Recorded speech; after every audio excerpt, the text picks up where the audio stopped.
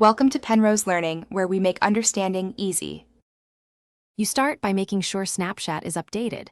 This prevents missing tools. Once done, open Memories or the camera roll inside Snapchat and select the photo that shows the date and time. Make sure Photos Access is allowed, because otherwise you can't import or edit properly. Tap the photo to enter edit mode and look for the sticker and crop options.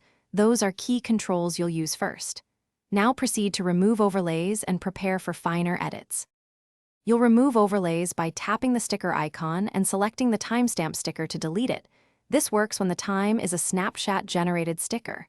If the timestamp is embedded in the image, make a duplicate so you don't lose the original. That's safer. Next, use the crop tool to trim the edge where the timestamp sits, keeping composition in mind.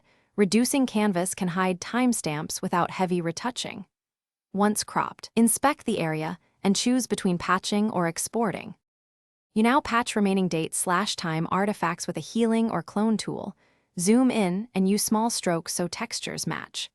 Work slowly on neutral backgrounds and sample nearby pixels often, because inconsistent sampling creates visible repeats. Once the area looks seamless, export back to your camera roll and verify the image visually at 100% size. If something looks off, undo to the duplicate and try again. Troubleshooting tip: if patching